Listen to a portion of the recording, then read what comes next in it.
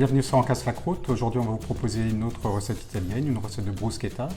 À l'origine, la bruschetta, c'est juste ces petites tranches de pain grillé, plat considéré un peu comme plat du pauvre, notamment dans la région des Pouilles en Italie. Et aujourd'hui, on va vous proposer une version un petit peu différente. Version originale dans la mesure où on vous propose une version maxi avec une belle tranche de pain, du fromage, du bacon, du pesto rouge, des poivrons grillés. Alors c'est parti. Alors on aura besoin dans un premier temps de poivrons, on va le faire griller, de la pulpe de tomate, du pesto rouge, du bacon, de la mozzarella à cuire, des oignons nouveaux pour le dressage et du parmesan qu'on découpera en copeaux. Donc dans un premier temps, on s'occupe de notre poivron, on le coupe en deux, on enlève la partie blanche, le pédoncule et les graines bien sûr.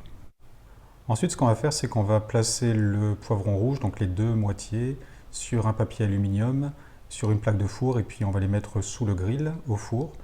L'idée ici, c'est d'enlever la peau du poivron rouge, qui est la partie la moins digeste, et puis ça va aussi avoir un avantage, c'est que ça rend le poivron plus sucré, plus tendre.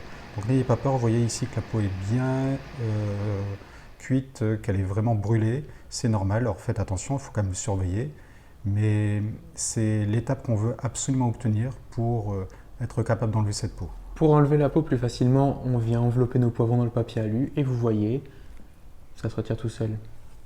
Donc on a préalablement laissé refroidir ce poivron parce qu'évidemment à la sortie du four il est extrêmement brûlant. Mais c'est vrai que vous voyez que ça nous permet d'enlever la peau très facilement et le poivron en dessous est encore bien cuit. On voit qu'il est quand même qu'il est rôti, mais évidemment il n'est pas cuit jusque toute son épaisseur. Maintenant on va le tailler en lamelles et puis on le disposera sur la bruschetta ensuite.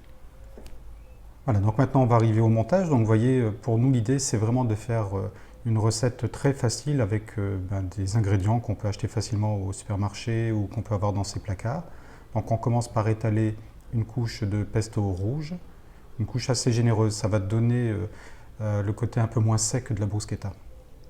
On vient disposer nos lamelles de poivron. Donc voilà, de manière harmonieuse, il faut qu'il y en ait partout, il faut que ce soit gourmand.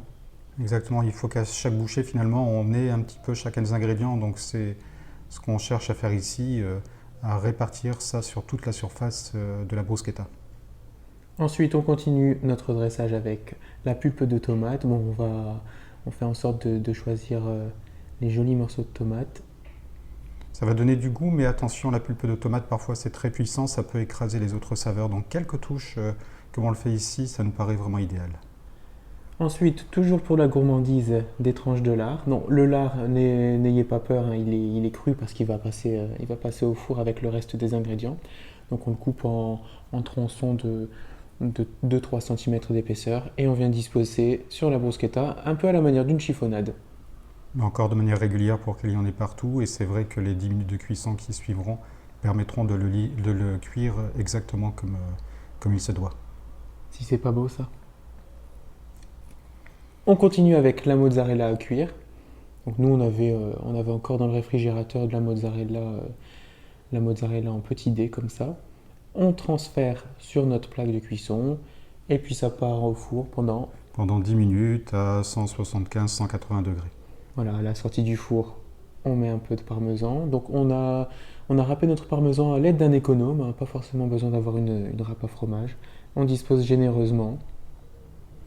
Et puis pour finir, on va mettre quelques petites touches vertes avec la partie verte de l'oignon nouveau qui donne là aussi une petite touche de fraîcheur et de couleur. Et voilà, toujours sur l'ensemble de la surface pour qu'il y en ait un peu partout. Et pour l'assaisonnement, un peu de piment d'Espelette et le tour est joué. Vous voyez une recette vraiment très simple.